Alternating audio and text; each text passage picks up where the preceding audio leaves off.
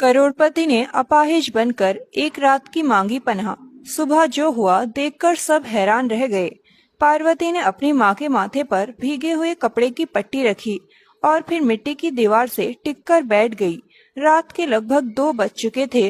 बाहर तेज हवा चल रही थी और झोपड़ी की टूटी छत से आती सीटी जैसे आवाज पूरे माहौल को और भी उदास बना रही थी। उसकी माँ पिछले कई महीनों से बीमार थी। दवाइयाँ खत्म हो चुकी थी और डॉक्टर ने साफ कह दिया था कि अगर समय पर इलाज नहीं हुआ तो हालत और बिगड़ सकती है। लेकिन इलाज के लिए पैसे चाहिए थे और पैसे पार्वती के पास नहीं थे। उसके पिता कई साल पहले उन्हें छोड़कर कहीं चले गए थे। तब से घर की सारी जिम्मेदारी पार्वती के कंधों पर आ गई थी। उसकी 2 छोटी बहनें थी जो अभी स्कूल में पढ़ती थी। माँ बीमार थी और घर में खाने के लिए भी मुश्किल से राशन बचा था। उस रात जब सब सो रहे थे, पार्वती चुपचाप अंधेरे में बैठी छत को देख रही थी। उसकी आंखों में आंसू थे, लेकिन उसने रोना छोड़ दिया था क्योंकि जिंदगी ने उसे इतनी तकलीफें दी थी कि अब आंसू भी थक चुके थे। तभी उसकी नजर एक अखबार के कटे हुए टुकड़े पर पड़ी जो उसने दीवार पर चिपका रखा था। उस पर लिखा था, सिंघानिया ग्रुप में बड़ी भर्ती, योग्य उम्मीदवारों के लिए सुनहरा अवसर। वही उसकी आखिरी उम्मीद थी। अगले दिन उसी कंपनी में इंटरव्यू था। उसने मन ही मन भगवान से प्रार्थना की, हे भगवान, बस ये नौकरी मुझे मिल जाए, मेरी माँ बच जाएगी, मेरी बहनों की पढ़ाई नहीं रुकेगी, बस एक मौका दे दो। सुबह सूरज उगा तो पार्वती ने जल्दी से घर के सारे काम निपटाए। उसके पास पहनने के लिए ज्यादा अच्छे कपड़े नहीं थे। उसने अपनी सबसे साफ सलवार कमीज निकाली जिसे उसने कई बार धोकर संभाल कर रखा था। कपड़ा पुराना था लेकिन साफ था। उसने आईने के टूटे हुए टुकड़े में खुद को देखा और हल्की मुस्कान देने की कोशिश की। तभी उसकी माँ ने कमजोर आवाज में कहा, पार्वती बेटी, घबराना मत, मुझे यकीन है नौकरी तुम्हें ही मिलेगी। पार्वती ने माँ का हाथ पकड़ लिया और बोली, माँ, आज मैं खाली हाथ नहीं लौटूंगी। कुछ देर बाद वह बस पकड़कर शहर के लिए निकल गई। शहर की ऊंची इमारतें और भागती हुई दुनिया उसे हमेशा अजनबी लगती थी, लेकिन आज उसके दिल में उम्मीद थी। वह जब सिंघानिया ग्रुप के विशाल मुख्यालय के सामने पहुंची तो उसकी आंखें फैल गई। वह इमारत किसी महल से कम नहीं थी। चमचमाते शीशे, ऊंचे गेट और अंदर बाहर आती महंगी गाड़ियां वाले लोग। एक पल के लिए उसे लगा जैसे वह किसी दूसरी दुनिया में आ गई हो, लेकिन अगले ही पल उसे अपनी माँ का चेहरा याद आया और उसने हिम्मत जुटा ली। इंटरव्यू हॉल के बाहर सैकड़ों उम्मीदवार बैठे थे। सभी महंगे कपड़ों में थे। किसी ने ब्रांडेड सूट पहना था तो किसी ने डिजाइनर ड्रेस। पार्वती वहां जाकर एक कोने में बैठ गई। तभी कुछ लड़कियों की नजर उस पर पड़ी। उनमें सबसे आगे रेखा नाम की लड़की थी। रेखा खुद को बेहद खूबसूरत और दूसरों से बेहतर समझती थी। उसने पार्वती को ऊपर से नीचे तक देखा और हंसते हुए बोली, लगता है किसी गांव की बस्ती से उठकर चली आई है। दूसरी लड़की हंस पड़ी, सच में ऐसे कपड़ों में कोई इंटरव्यू देने आता है क्या? पार्वती ने उनकी बात सुनी लेकिन कुछ नहीं कहा। वह चुपचाप सिर झुकाकर बैठी रही। उसे पता था कि जवाब देने से उसकी हालत नहीं बदलेगी। तभी बाहर अचानक हलचल मच गई। सभी लोगों की नजर मुख्य दरवाजे की ओर चली गई। वहां एक व्हील चेयर पर बैठा एक युवक अंदर आने की कोशिश कर रहा था। उसके कपड़े साधारण थे, चेहरा दाढ़ी से ढका हुआ था और वह बेहद कमजोर दिखाई दे रहा था। व्हील चेयर का एक पहिया अटक गया था और वह आगे नहीं बढ़ पा रहा था। कई लोग उसे देखकर हंसने लगे। ये कौन आ गया? लगता है गलत जगह पहुंच गया। अरे भाई, यहाँ नौकरी मिलने आई है, दया बांटने नहीं। पूरे हॉल में फुसफुसाहट और हंसी फैल गई, लेकिन वह युवक फिर भी संघर्ष करता रहा। उसकी आंखों में एक अजीब सी शांति थी। पार्वती ने उसे देखा और उसके दिल में दया जाग गई। वह तुरंत अपनी सीट से उठी और उसके पास पहुंच गई। मैं मदद कर दूं? युवक ने उसकी तरफ देखा। उसकी आंखों में एक पल के लिए हैरानी चमकी। फिर उसने धीमे से कहा, अगर तुम्हें परेशानी ना हो तो।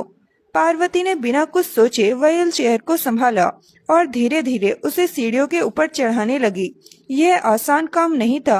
व्हील चेयर भारी थी और सीढ़ियां ऊंची थी। कई बार उसका संतुलन बिगड़ा, लेकिन उसने हार नहीं मानी।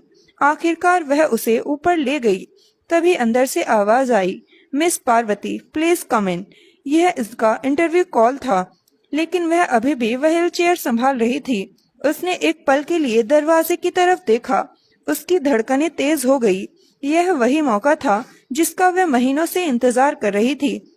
लेकिन अगले ही पल उसने उस युवक की ओर देखा जो पूरी तरह उसकी मदद पर निर्भर था। उसने गहरी सांस ली और व्हील चेयर को आगे बढ़ा दिया। कुछ मिनट बाद जब वह वापस इंटरव्यू रूम के बाहर पहुंची तो दरवाजा बंद हो चुका था। रिसेप्शन ने कहा, आपका नाम 3 बार पुकारा गया, अब अगला उम्मीदवार अंदर जा चुका है। यह सुनते ही पार्वती के पैरों तले जमीन खिसक गई। उसकी आंखें भर आई। उसे लगा जैसे सारी दुनिया उसके सामने बिखर गई हो। तभी वही युवक उसके पास आया और बोला, मुझे माफ कर दो, मेरी वजह से तुम्हारा इंटरव्यू छूट गया। पार्वती ने जबरदस्ती मुस्कुराने की कोशिश की। कोई बात नहीं, शायद मेरी किस्मत में यही लिखा था। युवक ने पहली बार उसकी तरफ गौर से देखा। इतने बड़े नुकसान के बाद भी उसके चेहरे पर शिकायत नहीं थी। तभी इंटरव्यू खत्म करके बाहर निकली रेखा उनकी तरफ आई। उसके हाथ में नियुक्ति पत्र था। वह खुशी से उछल रही थी, लेकिन जैसे ही उसने पार्वती को देखा, उसके चेहरे पर घमंड भरी मुस्कान फैल गई। तो मिस महान, मिल गया इनाम, किसी अपाहिज की मदद करने का। उसके साथ खड़ी लड़कियां हंसने लगी। जब खुद की जिंदगी बर्बाद हो रही हो तब दूसरों की मदद नहीं करते। रेखा ने व्हील चेयर वाले युवक की तरफ देखकर कहा, और तुम जैसे लोग बड़े ऑफिस में नौकरी ढूंढने आते हो, पहले खुद के पैरों पर खड़ा होना सीखो। पार्वती को बहुत बुरा लगा, लेकिन उसने कुछ नहीं कहा। उसने बस उस युवक की तरफ देखा। आश्चर्य की बात थी कि उसके चेहरे पर कोई गुस्सा नहीं था, बल्कि वह हल्के से मुस्कुरा रहा था, जैसे उसने रेखा की बातों को दिल पर लिया ही नहीं हो। रेखा हंसती हुई वहां से चली गई। पार्वती भी धीरे धीरे बाहर निकल गई। उसे नहीं पता था कि जिस युवक की उसने मदद की थी वह कोई साधारण इंसान नहीं था। वह था पीयूष सिंघानिया, देश के सबसे बड़े उद्योगपति अमर सिंघानिया का इकलौता बेटा। वह उस दिन अपाहिज का भेष बनाकर लोगों की इंसानियत परखने आया था, और आज उसने अपनी आंखों से देख लिया था कि इस दुनिया में अब भी एक लड़की ऐसी है जो अपने सपनों की कीमत पर भी किसी मजबूर इंसान की मदद कर सकती है। लेकिन उसी शाम सिंघानिया हाउस में एक ऐसी घटना होने वाली थी जो सिर्फ पीयूष की जिंदगी ही नहीं, बल्कि पार्वती की किस्मत भी हमेशा के लिए बदलने वाली थी। उस रात जब पीयूष अपने पिता अमर सिंघानिया के कमरे में पहुंचा तो उसने देखा कि उसके पिता की हालत अचानक बहुत खराब हो चुकी थी। उनके चेहरे पर डर साफ दिखाई दे रहा था। उन्होंने कांपते हुए हाथ से पीयूष को अपने पास बुलाया और धीमी आवाज में कहा, बेटे, हमारे अपने ही हमें बर्बाद करने की साजिश रच रहे हैं। पीयूष का दिल जोर से धड़क उठा।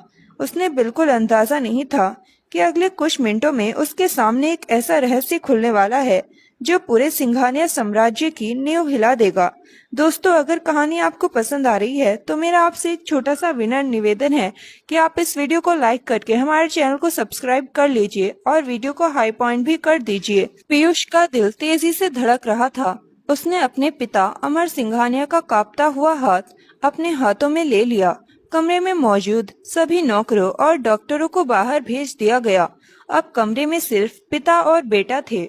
बाहर हल्की बारिश शुरू हो चुकी थी और खिड़की के शीशों पर गिरती बूंदों की आवाज माहौल को और भी रहस्यमय बना रही थी। अमर सिंघानिया की सांसें उखड़ रही थी। उनके चेहरे पर ऐसा डर था जो पीयूष ने पहले कभी नहीं देखा था। वह आदमी जिसने अपने दम पर अरबों का साम्राज्य खड़ा किया था, आज किसी अंधे के खतरे से डरा हुआ लग रहा था। उन्होंने बड़ी मुश्किल से बोलना शुरू किया, पीयूष, ध्यान से सुनो, मेरे पास ज्यादा समय नहीं है। पीयूष की आंखें भर आई। पापा, ऐसा मत कहिए, आप ठीक हो जाएंगे। लेकिन अमर सिंघानिया ने सिर हिला दिया। नहीं बेटा, यह सिर्फ बीमारी नहीं है। मुझे शक है कि मुझे धीरे धीरे जहर दिया जा रहा है। यह सुनते ही पीयूष का खून जम गया। उसके हाथ कांपने लगे। क्या? अमर सिंघानिया ने गहरी सांस ली और बोले, मुझे पूरा यकीन है कि यह सब तुम्हारे चाचा विक्रम सिंघानिया कर रहे हैं। पिछले कई महीनों से वह कंपनी के खाते से करोड़ों रुपए गायब कर रहा है। मैंने बहुत सबूत इकट्ठा कर लिए थे। उसे इसका पता चल गया। तब से वह मुझे रास्ते से हटाने की कोशिश कर रहा है। पीयूष को ऐसा लगा जैसे उसके पैरों के नीचे से जमीन खिसक गई हो। विक्रम सिंघानिया, उसके चाचा, वही इंसान जिसने बचपन में उसे गोद में खिलाया था, क्या वह इतना गिर सकता था? अमर सिंघानिया ने फिर कहा, कंपनी के सर्वर रूम में एक गुप्त लॉकर है। उसमें सारे दस्तावेज, बैंक रिकॉर्ड और सबूत मौजूद है। अगर मेरे साथ कुछ हो जाए तो उन्हें हासिल करना और विक्रम का सच दुनिया के सामने लाना। पीयूष की आंखों में आंसू थे। उसने अपने पिता का हाथ कसकर पकड़ लिया। मैं वादा करता हूँ पापा, जिसने भी यह किया है उसे सजा जरूर मिलेगी। अमर सिंघानिया हल्का सा मुस्कुराए, लेकिन अगले ही पल उनकी सांसें और तेज हो गई। डॉक्टर दौड़ते हुए अंदर आए। मशीनों की आवाजें गूंजने लगी, लेकिन उस रात पहली बार पीयूष ने महसूस किया कि उसके ऊपर सिर्फ एक बेटे की नहीं, बल्कि पूरे सिंघानिया साम्राज्य की जिम्मेदारी आ गई है। उसी समय शहर के एक छोटे से मोहल्ले में पार्वती अपनी झोपड़ी में बैठी थी। उसके सामने उसकी माँ लेटी हुई थी। माँ की हालत पहले से ज्यादा खराब हो चुकी थी। डॉक्टर ने जो दवाइयाँ लिखी थी उन्हें खरीदने के लिए भी पैसे नहीं थे। पार्वती की दोनों छोटी बहनें एक कोने में बैठी रो रही थी। दीदी, नौकरी मिल गई क्या? छोटी बहन ने उम्मीद भरी आंखों से पूछा। पार्वती का दिल टूट गया। उसने झूठी मुस्कान लाते हुए कहा, अभी रिजल्ट नहीं आया है। वह अपनी बहनों को सच नहीं बता सकी। वह नहीं बता सकी कि जिस नौकरी पर उनके पूरे परिवार की उम्मीद टिकी थी, वह उसके हाथ से निकल चुकी थी। उस रात जब सब सो गए, पार्वती बाहर आंगन में बैठी आसमान को देख रही थी। उसके मन में बार बार वही दृश्य घूम रहा था। अगर उसने उस अपाहिज युवक की मदद ना की होती तो शायद आज सब कुछ अलग होता। लेकिन अगले ही पल उसके भीतर से आवाज आई, नहीं, मैंने गलत नहीं किया। किसी जरूरतमंद की मदद करना गलत नहीं हो सकता, चाहे कीमत कितनी भी बड़ी क्यों ना हो। उधर पीयूष पूरी रात सो नहीं पाया। बार बार उसके सामने पार्वती का चेहरा आ रहा था। वह सोच रहा था कि आखिर कोई लड़की इतनी निस्वार्थ कैसे हो सकती है। उसने अपने सपनों की बलि दे दी, लेकिन एक अजनबी को अकेला नहीं छोड़ा। अगले दिन सुबह सुबह पीयूष अपने पिता को बताए गुप्त सर्वर रूम में पहुंचा। वहाँ सुरक्षा बेहद कड़ी थी, लेकिन कंपनी का असली उत्तराधिकारी होने के कारण उसे अंदर जाने में कोई रोक नहीं सकता था। सर्वर रूम में सबसे पीछे एक बड़ी अलमारी लगी हुई थी। पहली नजर में वह साधारण दिखती थी, लेकिन जब पीयूष ने उसके पीछे लगे पैनल को दबाया तो एक गुप्त दरवाजा खुल गया। अंदर एक छोटा सा लॉकर था। उसका दिल तेजी से धड़कने लगा। उसने लॉकर खोला। अंदर दर्जनों फाइल, हार्ड डिस्क और बैंक दस्तावेज रखे थे। पीयूष ने एक एक करके सब देखना शुरू किया। जैसे जैसे वह पढ़ता गया, उसके चेहरे का रंग उड़ता गया। विक्रम सिंघानिया ने सिर्फ करोड़ों ही नहीं, बल्कि हजारों करोड़ रुपए अलग अलग फर्जी कंपनियों में ट्रांसफर किए थे। कई विदेशी खातों में पैसा भेजा गया था। इतना ही नहीं, कुछ दस्तावेजों से यह भी साबित हो रहा था कि उसने अमर सिंघानिया को रास्ते से हटाने की योजना बनाई थी। पीयूष के हाथ गुस्से से कांपने लगे। तभी अचानक उस कमरे के बाहर किसी के कदमों की आवाज सुनाई दी। उसने फौरन सारी फाइलें समेट ली। अगले ही पल दरवाजा खुला और सामने विक्रम सिंघानिया खड़ा था। दोनों की नजरें मिली। कुछ पल के लिए पूरा कमरा सन्नाटे में डूब गया। विक्रम ने मुस्कुराते हुए पूछा, यहाँ क्या कर रहे हो बेटा? पीयूष ने तुरंत खुद को संभाला। बस कंपनी के सिस्टम देखने आया था। विक्रम की आंखें सिकुड़ गई। ऐसा लग रहा था जैसे वह कुछ समझने की कोशिश कर रहा हो, लेकिन अगले ही पल उसने मुस्कुराकर कहा, अच्छा है, कंपनी में दिलचस्पी लेना शुरू कर दिया है। वह चला गया, लेकिन जाते जाते उसकी आंखों में जो चमक थी उसने पीयूष को सावधान कर दिया। उसे समझ आ गया था कि अब खेल बहुत खतरनाक हो चुका है। अगले कुछ दिनों तक पीयूष ने चुपचाप सबूत इकट्ठे किए। उसने पुलिस और कुछ भरोसेमंद अधिकारियों से गुप्त संपर्क किया। दूसरी तरफ विक्रम सिंघानिया भी अपनी चालें चल रहा था। उसे लगने लगा था कि पीयूष कुछ जान चुका है, इसलिए उसने जल्द से जल्द कंपनी पर कब्जा करने का फैसला कर लिया। आखिर वह दिन आ गया जिसका उसे इंतजार था। सिंघानिया ग्रुप की इमरजेंसी बोर्ड मीटिंग बुलाई गई। कंपनी के सभी डायरेक्टर, शेयर होल्डर और अधिकारी मौजूद थे। विशाल बोर्ड रूम में तनाव साफ महसूस किया जा सकता था। विक्रम सिंघानिया आत्मविश्वास से भरा हुआ था। उसने खड़े होकर भाषण देना शुरू किया। दोस्तों, मेरे बड़े भाई, अमर सिंघानिया की हालत बेहद गंभीर है। कंपनी को एक मजबूत नेतृत्व की जरूरत है। इसलिए मैं आज खुद को सिंघानिया ग्रुप का नया चेयरमैन घोषित करता हूँ। कुछ लोग तालियां बजाने लगे, कुछ लोग चुप थे। तभी पीछे से एक आवाज गूंजी, यह फैसला आप अकेले नहीं कर सकते, चाचा। सभी ने मुड़कर देखा। दरवाजे पर एक व्हील चेयर दिखाई दी। उसमें वही युवक बैठा था जिसे कुछ दिन पहले इंटरव्यू हॉल में सबने अपमानित किया था।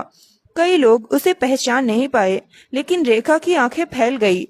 अरे, यह वही अपाहिज है। वह चिल्लाई, इसे बाहर निकालो। लेकिन अगले ही पल पूरा माहौल बदल गया। व्हील चेयर धीरे धीरे आगे बढ़ी। फिर वह युवक खड़ा हो गया। पूरे हॉल में सन्नाटा छा गया। मेरा नाम पीयूष सिंघानिया है, अमर सिंघानिया का बेटा और इस कंपनी का असली मालिक। यह सुनते ही सभी लोग अपनी सीटों से खड़े हो गए। विक्रम के चेहरे का रंग उड़ गया। रेखा की आंखें अविश्वास से फटी रह गई। पीयूष ने एक एक करके सारे दस्तावेज सबके सामने रख दिए। बैंक रिकॉर्ड, ट्रांजैक्शन डिटेल्स, गुप्त समझौते और अपराध के सबूत। स्क्रीन पर एक के बाद एक सबूत दिखाई देने लगे। हर नए दस्तावेज के साथ विक्रम का चेहरा और पीला पड़ता जा रहा था। तभी बोर्ड रूम का दरवाजा फिर खुला। इस बार अंदर पुलिस अधिकारी दाखिल हुए। मिस्टर विक्रम सिंघानिया, आपका करोड़ों की धोखाधड़ी, गबन और हत्या की साजिश के आरोप में गिरफ्तार किया जाता है। विक्रम घबरा गया। नहीं, यह झूठ है। मैं निर्दोष हूँ। लेकिन अब कोई उसकी बात सुनने को तैयार नहीं था। पुलिस उसे हथकड़ी लगाकर ले गई। जाते जाते उसकी नजर पीयूष पर पड़ी। उस नजर में नफरत थी, हार थी और बदले की आग भी। पूरे बोर्ड रूम में सन्नाटा छाया हुआ था। कुछ मिनट पहले जो आदमी कंपनी का नया मालिक बनने वाला था, अब अपराधी बनकर जा चुका था। रेखा का हाल सबसे बुरा था। उसे याद आ रहा था कि उसने उसी लड़के का अपमान किया था जो आज पूरे साम्राज्य का मालिक निकला। उसका शरीर कांप रहा था, लेकिन हैरानी की बात यह थी कि जीत के बाद भी पीयूष के चेहरे पर खुशी नहीं थी। उसके मन में सिर्फ एक चेहरा घूम रहा था, पार्वती का। वह लड़की जिसने उसकी मदद के लिए अपनी जिंदगी का सबसे बड़ा मौका गवा दिया था। मीटिंग खत्म होने के बाद पीयूष अकेला अपनी कैबिन में बैठा रहा। उसने खिड़की से बाहर देखा। शहर की रोशनी चमक रही थी, लेकिन उसके भीतर अंधेरा था। अचानक उसे याद आया कि उसने उस दिन पार्वती से उसका कोई पता नहीं पूछा था, कोई नंबर नहीं लिया था। उसे सिर्फ उसका नाम पता था और यही सोचकर उसके दिल में बेचैनी बढ़ गई। उसे नहीं पता था कि उसी समय पार्वती की जिंदगी में एक ऐसा तूफान आने वाला था जो उसकी दुनिया पूरी तरह उजाड़ देगा, क्योंकि उस रात उसकी माँ की हालत अचानक इतनी बिगड़ने वाली थी कि अगली सुबह सब कुछ बदल चुका होगा। उस रात पार्वती को बिल्कुल भी नींद नहीं आई। माँ की तबीयत लगातार बिगड़ती जा रही थी। उनका शरीर बुखार से तप रहा था और सांसें भी पहले से कहीं ज्यादा भारी हो चुकी थी। झोपड़ी के अंदर रखा छोटा सा मिट्टी का दिया टिमटिमा रहा था और उसकी पीली रोशनी में माँ का कमजोर चेहरा और भी ज्यादा बुझा हुआ दिखाई दे रहा था। पार्वती बार बार उनके माथे पर पानी की पट्टी रख रही थी। उसकी दोनों छोटी बहनें एक कोने में सिमटी बैठी थी। उनकी आंखों में डर था। वे बार बार अपनी माँ को देखती और फिर पार्वती की तरफ उम्मीद से देखने लगती, लेकिन इस बार पार्वती के पास उन्हें दिलासा देने के लिए भी शब्द नहीं थे। रात के लगभग 3 बजे माँ ने बड़ी मुश्किल से आंख खोली और धीमी आवाज में कहा, पार्वती बेटा। पार्वती तुरंत उनके पास झुक गई। जी माँ ने कांपते हुए हाथ से उसका चेहरा छुआ और बोली, अगर मुझे कुछ हो जाए तो अपनी बहनों का ख्याल रखना। यह सुनते ही पार्वती की आंखों से आंसू बह निकले। माँ, ऐसा मत कहो, तुम्हें कुछ नहीं होगा। मैं कल ही कहीं से पैसे लाऊंगी, इलाज करवाऊंगी। लेकिन माँ हल्की सी मुस्कुरा दी। उस मुस्कान में अजीब सी थकान थी, जैसे वह खुद समझ चुकी थी कि अब उनकी यात्रा समाप्त होने वाली है। सुबह होने से पहले ही उनकी हालत अचानक और बिगड़ गई। पार्वती ने घबराकर पड़ोसियों को बुलाने दौड़ी।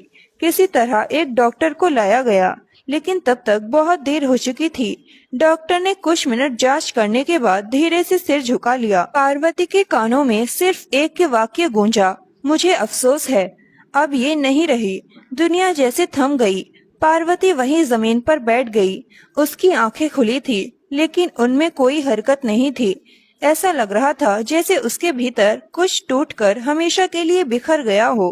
उसकी दोनों छोटी बहनें माँ के शरीर से लिपटकर जोर जोर से रोने लगी। पूरे मोहल्ले में मातम छा गया, लेकिन पार्वती के आंसू जैसे कहीं खो गए थे। वह बस अपनी माँ के चेहरे को देख रही थी। उसके मन में बार बार एक ही सवाल उठ रहा था, अगर उस दिन नौकरी मिल गई होती तो क्या आज माँ जिंदा होती?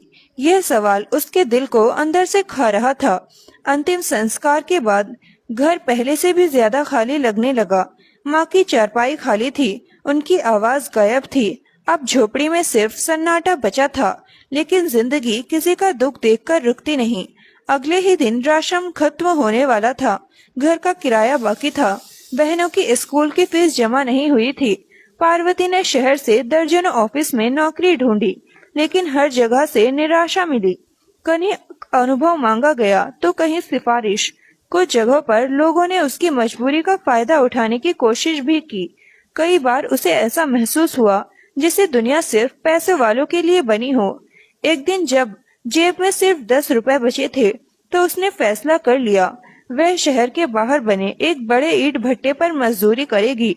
कम से कम उससे घर का चूल्हा तो जल जाएगा। अगले दिन सुबह सूरज निकलने से पहले ही पार्वती ईंट भट्टे पर पहुंच गई। वहां का माहौल बेहद कठोर था। धूल मिट्टी, धुआं और तपती गर्मी। मजदूर सुबह से रात तक काम करते थे। सिर पर भारी ईंटें उठाकर एक जगह से दूसरी जगह ले जानी पड़ती थी। पहले ही दिन उसके कंधे छिल गए, हाथों में छाले पड़ गए, लेकिन उसने हार नहीं मानी। हर बार जब दर्द होता तो उसे अपनी बहनों का चेहरा याद आ जाता। धीरे धीरे उसकी जिंदगी बन गई। सुबह ईंट भट्टा, शाम झोपड़ी और रात को बहनों की पढ़ाई। दूसरी तरफ पीयूष अब आधिकारिक रूप से सिंघानिया ग्रुप का चेयरमैन बन चुका था। पूरे देश के बड़े बड़े उद्योगपति उससे मिलने आते थे। मीडिया उसका इंटरव्यू लेने के लिए लाइन लगाती थी, लेकिन इन सब के बावजूद उसके दिल में एक खालीपन था। वह बार बार पार्वती को याद करता। उसने कंपनी के पुराने इंटरव्यू रिकॉर्ड निकलवाए, लेकिन वहां सिर्फ उसका नाम दर्ज था। कोई पता नहीं, कोई फोन नंबर नहीं। उसने अपने लोगों को उसे ढूंढने का आदेश दिया। कई शहरों में खोजबीन हुई, लेकिन कोई नतीजा नहीं निकला। महीने बीतने लगे। पीयूष ने अखबारों में बड़े बड़े विज्ञापन छपवाए, टीवी चैनलों पर नौकरी की नई भर्तियों की घोषणा करवाई। उसका विश्वास था कि अगर पार्वती कहीं होगी तो नौकरी की तलाश में जरूर सामने आएगी। लेकिन समय गुजरता गया और पार्वती नहीं मिली। हर असफल कोशिश के साथ पीयूष की बेचैनी बढ़ती गई। कई बार वह देर रात अपने ऑफिस की खिड़की से बाहर देखते हुए सोचता कि आखिर वह लड़की कहाँ होगी जिसने एक अजनबी के लिए अपना भविष्य दांव पर लगा दिया था। लगभग 8 महीने गुजर चुके थे। एक दिन पीयूष अपने बचपन के दोस्त करण से मिलने गांव के एक इलाके में गया। करण का बड़ा ईंट भट्टा था और वह उसी कारोबार को संभालता था। दोनों कई साल बाद मिल रहे थे। वे भट्टे के किनारे खड़े होकर बातें कर रहे थे कि तभी पीयूष की नजर दूर काम कर रही एक लड़की पर पड़ी। उसके कपड़े धूल से सने हुए थे, चेहरा धूप से झुलसा हुआ था, सिर पर ईंटों का भारी बोझ था, लेकिन उसके चेहरे की मासूमियत और आंखों की गहराई को पीयूष हजारों लोगों में भी पहचान सकता था। उसका दिल जोर से धड़क उठा। वह पार्वती थी। कुछ पल के लिए उसे अपनी आंखों पर विश्वास नहीं हुआ। उसने दोबारा देखा। हाँ, वह सचमुच पार्वती ही थी, लेकिन उसकी हालत देखकर पीयूष का दिल टूट गया। वह लड़की जो एक बड़े ऑफिस में काम करने का सपना देखती थी, आज मजदूरों के बीच ईंटें ढो रही है। पीयूष की आंखें भर आई। उसने कांपती आवाज में करण से पूछा, वो लड़की कौन है? करण ने गहरी सांस ली। बहुत दुख भरी कहानी है उसकी। नाम पार्वती है, पढ़ी लिखी है, लेकिन किस्मत के साथ नहीं दिया। माँ बीमार थी, नौकरी नहीं मिली, इलाज नहीं हो पाया और माँ मर गई। अब 2 छोटी बहनों की जिम्मेदारी उठाने के लिए यहाँ मजदूरी करती है। यह सुनकर पीयूष के भीतर जैसे किसी ने खंजर घोंप दिया हो। उसे अपने पिता की मौत पर भी इतना दर्द नहीं हुआ था जितना इस समय हो रहा था। उसके मन में बार बार वही दिन घूमने लगा जब पार्वती ने उसका इंटरव्यू छोड़कर उसकी मदद की थी। अगर वह नाटक न करता तो शायद आज उसकी जिंदगी में उसकी माँ जिंदा होती, शायद उसकी जिंदगी ऐसी ना होती। अपराध बोध का बोझ उसे अंदर से कुचलने लगा। उसने देखा कि पार्वती सिर पर ईंटों का ढेर उठाकर चल रही है। अचानक उसका पैर फिसला और कुछ ईंटें नीचे गिर गई। ठेकेदार ने उसे तुरंत डांटना शुरू कर दिया। पार्वती ने सिर झुका लिया और चुपचाप दोबारा काम में लग गई। उसकी आंखों में आंसू थे, लेकिन उसने उन्हें गिरने नहीं दिया। पीयूष से यह सब देखा नहीं गया। उसका मन किया कि उसी वक्त जवाब देकर सब बता दे। कह दे कि वह कौन है, कह दे कि वह उनकी सारी परेशानियां खत्म कर देगा। लेकिन फिर उसे पार्वती का स्वाभिमान याद आया। वह जानता था कि पार्वती किसी की दया नहीं चाहेगी। वह अपनी मेहनत की कमाई से जीना पसंद करेगी। उसी पल उसके मन में एक योजना आई। वह सीधे उसकी जिंदगी में पीयूष सिंघानिया बनकर नहीं जाएगा। वह उसी रूप में जाएगा जिसमें पार्वती ने उसे पहली बार अपनाया था, एक अपाहिज, लाचार और साधारण इंसान के रूप में। अगले दिन शाम को पीयूष ने फिर पुराने कपड़े पहने, नकली दाढ़ी लगाई, चेहरा ढकने के लिए मास्क पहना और व्हील चेयर पर बैठ गया। उसने जानबूझकर अपनी व्हील चेयर के पहिए में खराबी कर दी और पार्वती की झोपड़ी के रास्ते पर जाकर रुक गया। सूरज ढल रहा था। मजदूर काम खत्म करके लौट रहे थे। कुछ देर बाद पार्वती भी दिखाई दी। उसका चेहरा थकान से भरा हुआ था, लेकिन आंखों में वही करुणा अब भी मौजूद थी। जैसे ही उसकी नजर व्हील चेयर पर बैठे युवक पर पड़ी, वह तुरंत उसकी तरफ दौड़ी। अरे तुम, उसने आश्चर्य से कहा। पीयूष ने सिर झुकाकर मुस्कुराने की कोशिश की। लगता है किस्मत हमें फिर मिला रही है। पार्वती की आंखों में पहचान की चमक आ गई। मैं तुम्हें कैसे भूल सकती हूँ। उसने व्हील चेयर को देखा। क्या हुआ? पीयूष ने मासूम बनते हुए कहा। व्हील चेयर खराब हो गई है, रास्ते में फंस गया हूँ। पार्वती ने बिना एक पल गवाए व्हील चेयर को संभाला। चलो मेरे घर, रात हो रही है, सुबह ठीक करवा देंगे। कुछ ही मिनट बाद वे झोपड़ी के सामने थे। पीयूष ने पहली बार उस घर को करीब से देखा। मिट्टी की दीवारें, टूटी छत और अंदर बेहद साधारण सामान, लेकिन हर चीज साफ सुथरी और व्यवस्थित थी। गरीबी थी मगर सम्मान भी था। पार्वती ने उसे अंदर बैठाया। उसकी छोटी बहनों ने उत्सुकता से उसे देखा। फिर पार्वती चूल्हे के पास बैठकर रोटियां सेकने लगी। घर में ज्यादा कुछ नहीं था, सिर्फ सूखी रोटियां और थोड़ा सा नमक। लेकिन जब उसने खाना पीयूष के सामने रखा तो उसके चेहरे पर शर्म नहीं बल्कि आत्मसम्मान था। पीयूष ने वह रोटी हाथ में ली और उसकी आंखें नम हो गई। अरबों की दौलत का मालिक होने के बावजूद उसे कभी इतने प्यार और सम्मान से खाना नहीं मिला था। रात गहराने लगी। बाहर हवा चल रही थी। अंदर चूल्हे की धीमी आंच जल रही थी। पार्वती और पीयूष बातें करने लगे। बातों बातों में पीयूष ने पूछा, तुम्हारी माँ कैसी है? यह सुनते ही पार्वती की आंखें भर आई।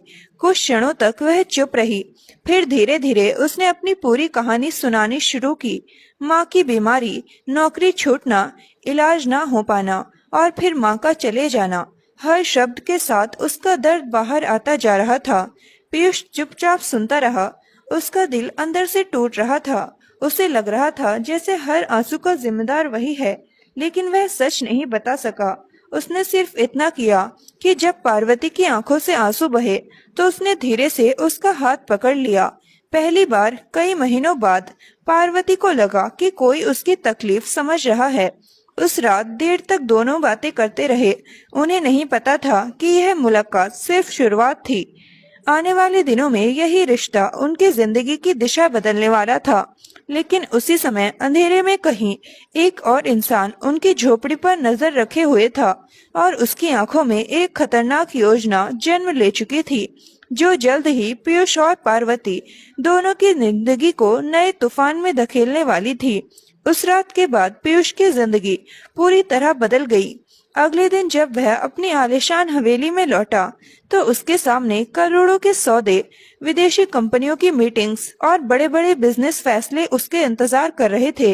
लेकिन उसका मन कहीं और था। उसकी आंखों के सामने बार बार वही छोटा सा कच्चा घर आ रहा था, जहाँ गरीबी तो थी लेकिन दिखावा नहीं था, जहाँ खाने के लिए सिर्फ सूखी रोटियां थी लेकिन उनमें अपनापन था, जहाँ टूटी हुई चारपाई थी लेकिन दिल सोने से भी ज्यादा कीमती थे। उधर पार्वती भी सुबह उठी तो उसे एहसास हुआ कि कई महीनों बाद उसने रात को चैन की नींद सोई थी। न जाने क्यों उसे उस अपाहिज युवक की मौजूदगी में एक अजीब सा सुकून महसूस हुआ था। शायद इसलिए क्योंकि वह उसकी तकलीफों को बिना किसी सवाल के सुनता था, शायद इसलिए क्योंकि उसने कभी उसकी गरीबी का मजाक नहीं उड़ाया था, शायद इसलिए क्योंकि उसके व्यवहार में कोई बनावट नहीं थी। उसी दिन शाम को जब पार्वती काम से लौटी तो उसने झोपड़ी के बाहर वही व्हील चेयर देखी। उसके चेहरे पर अनायास मुस्कान आ गई। पीयूष फिर आया था। उस दिन दोनों देर रात तक बातें करते रहे। फिर अगले दिन भी, उसके अगले दिन भी। धीरे धीरे यह सिलसिला नियमित होता गया। दिन में पीयूष सिंघानिया अरबों के साम्राज्य का मालिक होता और रात को वही साधारण अपाहिज युवक बनकर पार्वती की झोपड़ी पहुंच जाता। समय गुजरता गया, दोनों के बीच का रिश्ता गहरा होता गया। पार्वती अब अपनी हर बात पीयूष से कहने लगी। वह अपनी माँ की यादें बताती, अपनी बहनों के सपने बताती, अपनी परेशानियां बताती और कभी कभी अपने डर भी। पीयूष बस सुनता रहता। कई बार उसे लगता कि अब उसे सच बता देना चाहिए। उसे बता देना चाहिए कि वह कोई गरीब अपाहिज नहीं बल्कि देश के सबसे बड़े उद्योगपति में से एक है, लेकिन हर बार उसके कदम रुक जाते। उसे डर था कि कहीं सच जानकर पार्वती उससे दूर न हो जाए। उसे डर था कि कहीं पार्वती को यह महसूस न हो कि उसके साथ धोखा हुआ है। दूसरी तरफ पार्वती के दिल में भी धीरे धीरे भावनाएं जन्म लेने लगी थी। उसने कभी खुलकर कुछ नहीं कहा, लेकिन अब वह हर शाम उसका इंतजार करने लगी। जब पीयूष देर से आता तो उसे बेचैनी होने लगती। जब वह हंसता तो उसे अच्छा लगता। जब वह उदास होता तो उसका दिल भी भारी हो जाता। उसे खुद समझ नहीं आ रहा था कि यह रिश्ता आखिर क्या है। एक शाम दोनों झोपड़ी के बाहर बैठे थे। आसमान में बादल छाए हुए थे, दूर बिजली चमक रही थी। तभी पार्वती ने अचानक पूछा, अगर एक दिन तुम्हारी जिंदगी बदल जाए तो तुम क्या मुझे भूल जाओगे? पीयूष कुछ क्षण तक चुप रहा। फिर उसने उसकी आंखों में देखते हुए कहा, अगर पूरी दुनिया भी बदल जाए तो भी मैं तुम्हें कभी नहीं भूल सकता। यह सुनकर पार्वती के चेहरे पर हल्की मुस्कान आ गई, लेकिन उसी समय पीयूष के दिल में अपराध बोध और बढ़ गया। वह जानता था कि वह जितना देर करेगा उतना ही सच भारी होता जाएगा। उसी दौरान सिंघानिया ग्रुप में भी बहुत कुछ बदल रहा था। विक्रम सिंघानिया जेल में था, लेकिन उसके कुछ पुराने आदमी अब भी कंपनी के भीतर मौजूद थे। उनमें से एक व्यक्ति ने पीयूष का पीछा करना शुरू कर दिया था। उसे शक था कि कंपनी का मालिक हर रात कहीं गायब हो जाता है। एक रात उसने चुपचाप पीयूष का पीछा किया और पार्वती की झोपड़ी तक पहुंच गया। उसने दूर खड़े होकर सब देख लिया। अगले ही दिन यह खबर धीरे धीरे कंपनी के कुछ लोगों तक पहुंच गई। हालांकि किसी को पूरी सच्चाई नहीं पता थी, लेकिन अफवाहें फैलने लगी। पीयूष को इसका अंदाजा नहीं था। वह तो अपने मन में एक बड़ा फैसला ले चुका था। उसने तय कर लिया था कि अब सच छिपाना सही नहीं होगा, लेकिन उससे पहले पार्वती को उसकी खोई हुई जिंदगी वापस देना चाहता था। अगले दिन जब वह झोपड़ी पहुंचा तो उसने कहा, पार्वती, मुझे एक ऑफिस में डाटा एंट्री की नौकरी के बारे में पता चला है। मैंने तुम्हारा नाम वहां दे दिया है। कल सुबह इंटरव्यू के लिए जाना होगा। यह सुनते ही पार्वती की आंखों में चमक आ गई। सच? पीयूष मुस्कुराया। हाँ, लेकिन इस बार देर मत करना। यह सुनकर दोनों हल्का सा हंस पड़े। उसी रात पार्वती बहुत खुश थी। कई महीनों बाद उसे लगा कि शायद किस्मत उसे दूसरा मौका देने वाली है। अगले दिन सुबह उसने अपनी सबसे अच्छी सलवार कमीज पहनी। वह पुरानी जरूर थी, लेकिन साफ थी। उसने अपनी माँ की तस्वीर सामने हाथ जोड़कर आशीर्वाद लिया और निकल पड़ी। पीयूष ने उसे सिर्फ एक पता दिया था। जब वह वहां पहुंची तो उसकी सांसें थम गई। उसके सामने सिंघानिया ग्रुप का विशाल मुख्यालय खड़ा था। वही इमारत जहां उसकी जिंदगी का सबसे बड़ा सपना टूटा था। कुछ पल के लिए उसके कदम रुक गए। उसे पुराने दिन याद आ गए। रेखा की बातें याद आ गई। अपना छोटा हुआ इंटरव्यू याद आ गया। लेकिन फिर उसने हिम्मत जुटाई और अंदर चली गई। जैसे ही वह रिसेप्शन के पास पहुंची, आसपास खड़े कर्मचारी उसे हैरानी से देखने लगे। किसी को समझ नहीं आ रहा था कि इतनी साधारण लड़की यहाँ क्यों आई है। तभी उसकी नजर सामने पड़ी और वह ठिठक गई। बीच हॉल में वही व्हील चेयर रखी थी और उसमें बैठा था पीयूष। पार्वती जल्दी से उसके पास पहुंची। तुम यहाँ क्या कर रहे हो? ये बहुत बड़ी कंपनी है, अगर किसी ने देख लिया तो मुसीबत हो जाएगी। पीयूष बस मुस्कुरा रहा था। तभी पीछे से एक जानी पहचानी आवाज आई। अरे वाह, भिखारियों की जोड़ी फिर आ गई। पार्वती ने पलटकर देखा, सामने रेखा खड़ी थी, लेकिन अब वह पहले जैसी एचआर मैनेजर नहीं रही थी। उसकी हैसियत काफी नीचे आ चुकी थी, फिर भी उसके चेहरे पर पुराना घमंड बाकी था। तुम यहाँ कैसे आ गई? यह जगह तुम्हारे जैसे लोगों के लिए नहीं है। रेखा ने ताना मारा। पार्वती कुछ बोल पाती उससे पहले अचानक पूरा माहौल बदल गया। पीयूष ने धीरे धीरे व्हील चेयर के दोनों हैंडल छोड़े, फिर वह खड़ा हो गया। पूरा हॉल सन्नाटे में डूब गया। पार्वती की आंखें फैल गई। उसका दिमाग जैसे काम करना बंद कर चुका था। वह अविश्वास से उसे देखती रह गई। अगले ही पल चारों तरफ से कंपनी के डायरेक्टर, अधिकारी, मैनेजर और सुरक्षा कर्मचारी वहां आ गए। सभी ने एक साथ झुककर कहा, गुड मॉर्निंग सर। पार्वती को लगा जैसे जमीन उसके पैरों के नीचे से खिसक गई हो। उसकी आंखें पीयूष पर टिकी थी। वह समझ ही नहीं पा रही थी कि आखिर हो क्या रहा है। रेखा का चेहरा भी सफेद पड़ चुका था। उसके होंठ कांप रहे थे। पीयूष धीरे धीरे पार्वती की तरफ बढ़ा। उसकी आंखों में पश्चाताप था, प्यार था और डर भी था। पार्वती, अब समय आ गया है कि मैं तुम्हें सच बता दूं। पार्वती पीछे हट गई। उसकी दिल की धड़कन इतनी तेज हो चुकी थी कि उसे खुद सुनाई दे रही थी। तुम कौन हो? उसने कांपती आवाज में पूछा। पीयूष ने गहरी सांस ली, फिर बोला, मेरा नाम पीयूष सिंघानिया है। मैं इस कंपनी का मालिक हूँ। यह सुनते ही पार्वती के पैरों से जैसे ताकत निकल गई। उसे याद आया कि उसने जिस इंसान को एक साधारण अपाहिज समझा था, वह देश के सबसे बड़े अरबपतियों में से एक निकला। लेकिन सबसे बड़ा झटका अभी बाकी था। पीयूष की आंखों से आंसू निकल आए। उसने कहा, और एक सच और है। जिस दिन तुमने मेरा इंटरव्यू छोड़कर मेरी मदद की थी, उस दिन मैं सिर्फ लोगों की इंसानियत परखने का नाटक कर रहा था। मैं सचमुच अपाहिज नहीं था। यह सुनते ही पार्वती स्तब्ध रह गई। उसके मन में हजारों सवाल एक साथ उठने लगे। उसे महसूस हुआ जैसे उसकी पूरी दुनिया अचानक बदल गई हो। लेकिन तभी पीयूष ने अगला वाक्य कहा और पूरा हॉल फिर से सन्नाटे में डूब गया। और तुम्हारी माँ की मौत के लिए कहीं ना कहीं मैं खुद को जिम्मेदार मानता हूँ। यह सुनते ही पार्वती की आंखों में आंसू भर आए। उसके दिल में दर्द, हैरानी, गुस्सा और प्रेम सब एक साथ उमड़ पड़े। वह कुछ बोल नहीं पाई। पूरे हॉल में मौजूद हर व्यक्ति सांस रोके खड़ा था। किसी को नहीं पता था कि अगले कुछ मिनटों में क्या होने वाला है। क्या पार्वती पीयूष को माफ कर पाएगी? क्या इतने बड़े सच के बाद उनका रिश्ता बच पाएगा? और क्या पीयूष आखिरकार अपने दिल की बात कह पाएगा?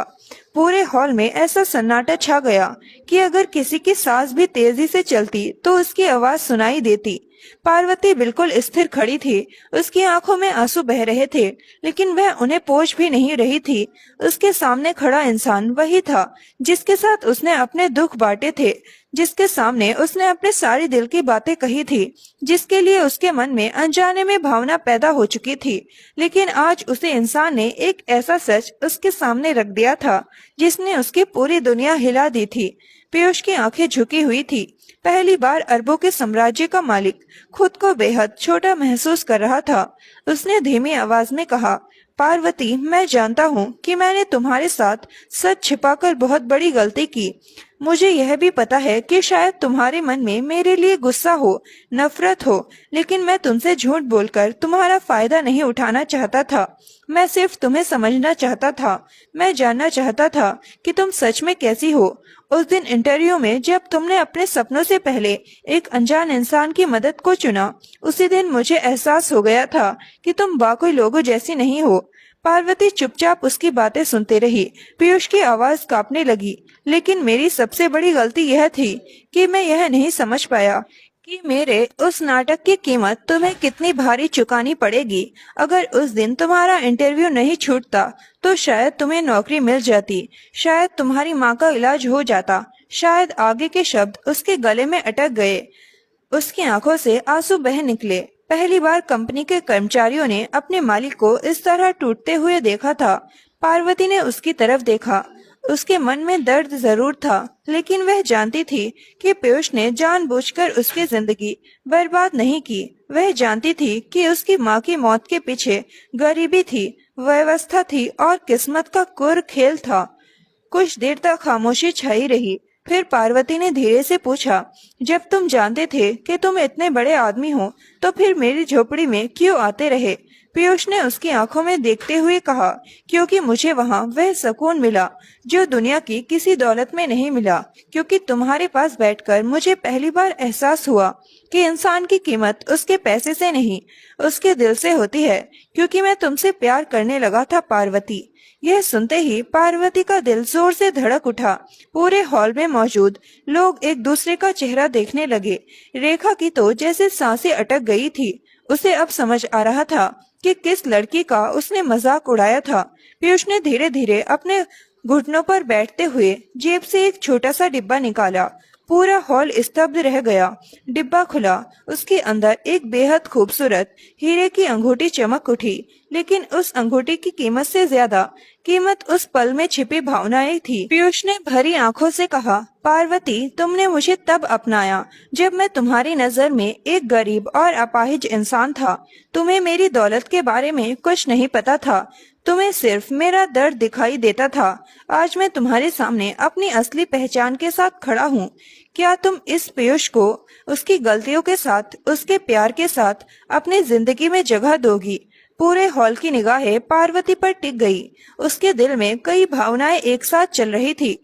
उसे अपनी माँ याद आई। वह दिन याद आया जब उसने इंटरव्यू छोड़ा था। वह रात याद आई जब उसने सूखी रोटियां पीयूष के साथ बांटी थी। उसे वह पल याद आया जब इस इंसान ने बिना किसी स्वार्थ के उसका साथ दिया था। कुछ क्षण बाद उसकी आंखों से खुशी के आंसू बह निकले। उसने धीरे से अपना हाथ आगे बढ़ा दिया। यह जवाब था, शब्दों की जरूरत नहीं थी। पीयूष की आंखों में चमक आ गई। उसने कांपते हुए हाथों से अंगूठी उसकी उंगली में पहना दी। अगले ही पल पूरा हॉल तालियों की गड़गड़ाहट से गूंज उठा। कई लोगों की आंखें नम हो चुकी थी। रेखा एक कोने में खड़ी यह सब देख रही थी। उसे अपने हर शब्द, हर ताने और हर अपमान पर पछतावा हो रहा था। लेकिन अब बहुत देर हो चुकी थी। तभी पीयूष ने कंपनी के लीगल हेड को बुलाया। एक बड़ी फाइल उसके सामने लाई गई। सभी लोग उत्सुकता से देखने लगे। पीयूष ने मुस्कुराते हुए कहा, आज मैं एक और घोषणा करना चाहता हूँ। उसने फाइल पार्वती की तरफ बढ़ाई। आज से सिंघानिया ग्रुप की नई सीईओ पार्वती होगी।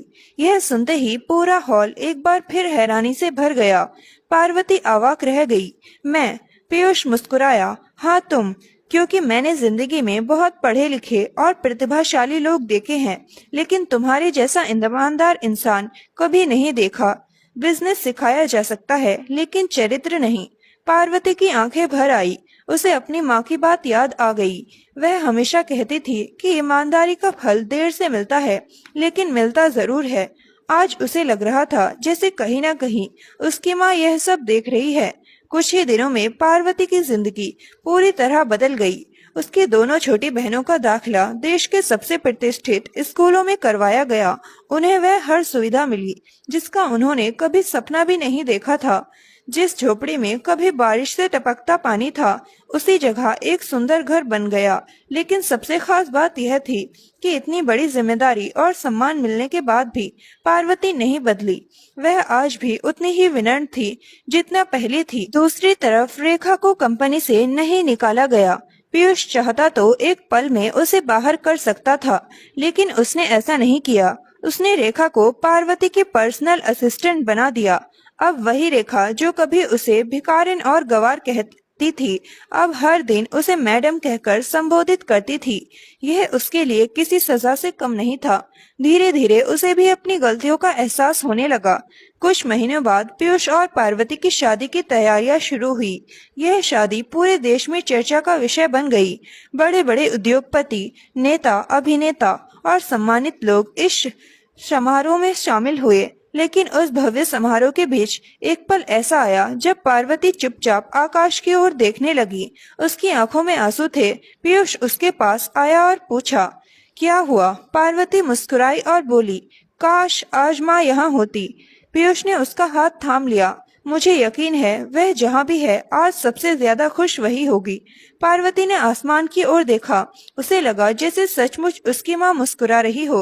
शादी के बाद दोनों ने सिर्फ अपना परिवार नहीं बसाया बल्कि समाज के लिए भी काम शुरू किया।